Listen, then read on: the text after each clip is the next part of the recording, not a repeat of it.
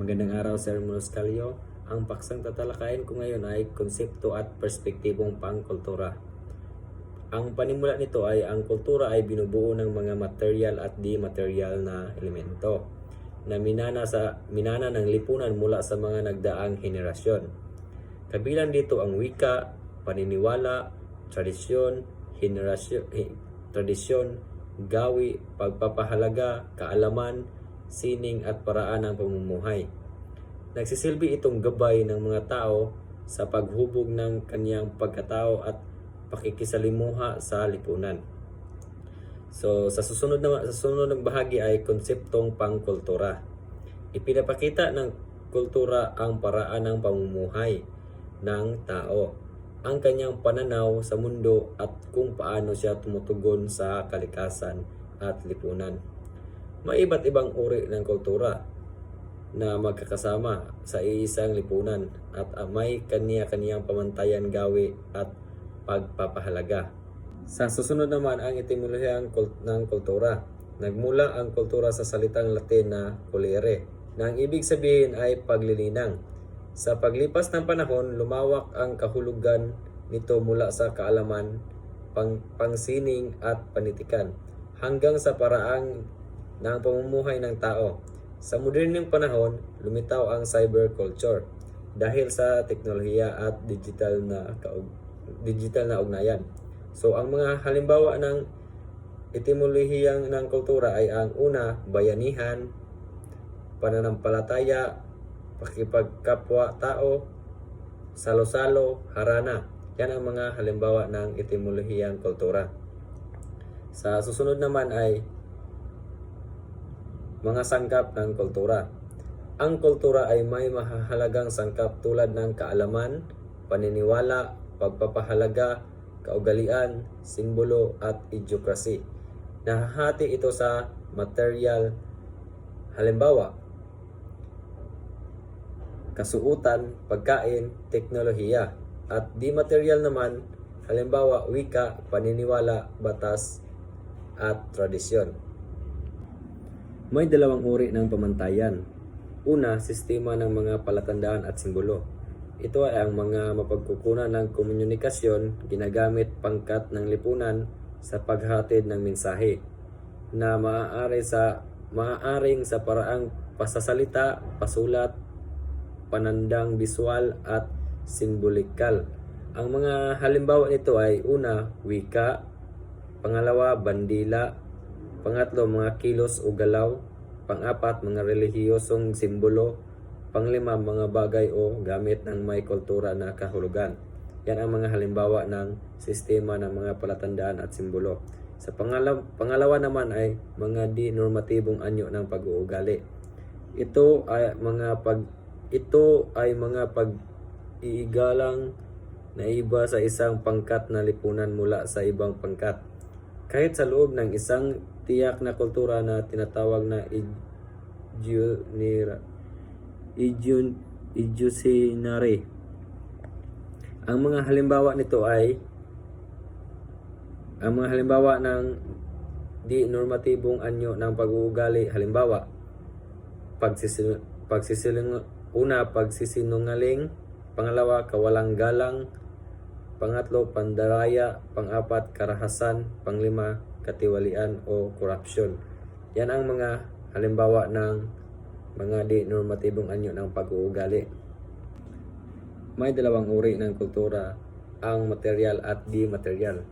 Una, ang material na kultura ay ang anyo ng paraan tulad ng teknolohiya, kalakal at parmanang pisikal, arkitektura, likhang sining, kasuotan, pagkain, kagamitan at iba pa. Yan ang mga halimbawa ng material.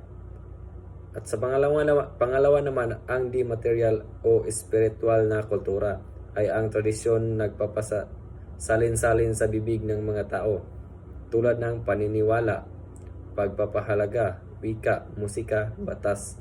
Yan ang mga halimbawa ng di-material. Sa susunod naman ay katangian ng kultura. Ang kultura ay masalimuot, simboliko, patuloy na nagbabago, na ipapasa sa komunikasyon at naimpluwensyahan ng ibang kultura. Pinagsama-sama nito ang iba't ibang tradisyon at nagbibigay anyo sa pagkakakilanlan ng lipunan. Ang mga halimbawa ng katangiang kultura ay una, ang kultura ay natutuhan. Pangalawa, ang kultura ay ibinabahagi. Pangatlo, ang kultura ay nagbabago. Pang-apat, ang kultura ay sumasaklaw sa lahat. Panglima, ang kultura ay nagbibigay ng pagkakakilanlan. Yan ang mga halimbawa ng katangian ng kultura.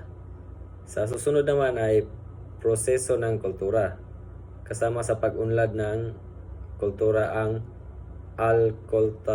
alkulturasyon.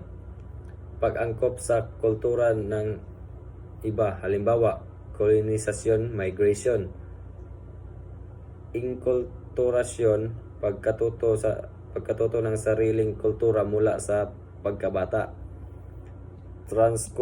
Transkulturasyon, paglipat ng mga kaugaliang pangkultura sa ugnayan ng mga tao.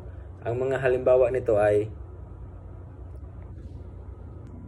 ang halimbawa ng alkulturasyon ay ang mga Pilipino ay kumakain ng hamburger at spaghetti. Impluwensya ng kanluran, ngunit patuloy ding kumakain ng adobo at sinigang. Pangalawa naman ay inkulturasyon. Ang halimbawa nito ay natututo ang mga batang gumagamit ng po at opo bilang paggalang sa matanda. At sa pangatlo naman ay transkulturasyon. Ang mga halimbawa nito ay ang Filipinong pop music OPM na pinagsasama-sama ang Western pop at Filipino melodies. Yan ang mga halimbawa. Sa susunod naman ay filosofiya ng kultura. Ito ay pagninilay tungkol sa pundasyon, dinamiko at kahulugan ng mga pangkulturang elemento mula sa pananaw ng filosofikal.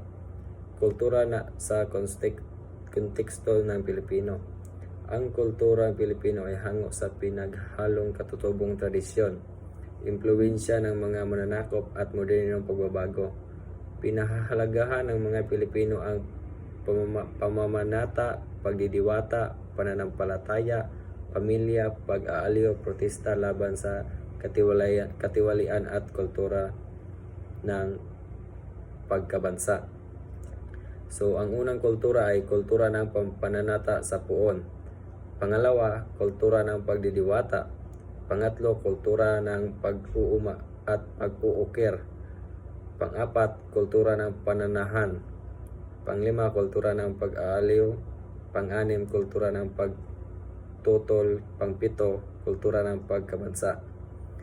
So, next is relihiyon at piyesta. Malaki ang impluwensya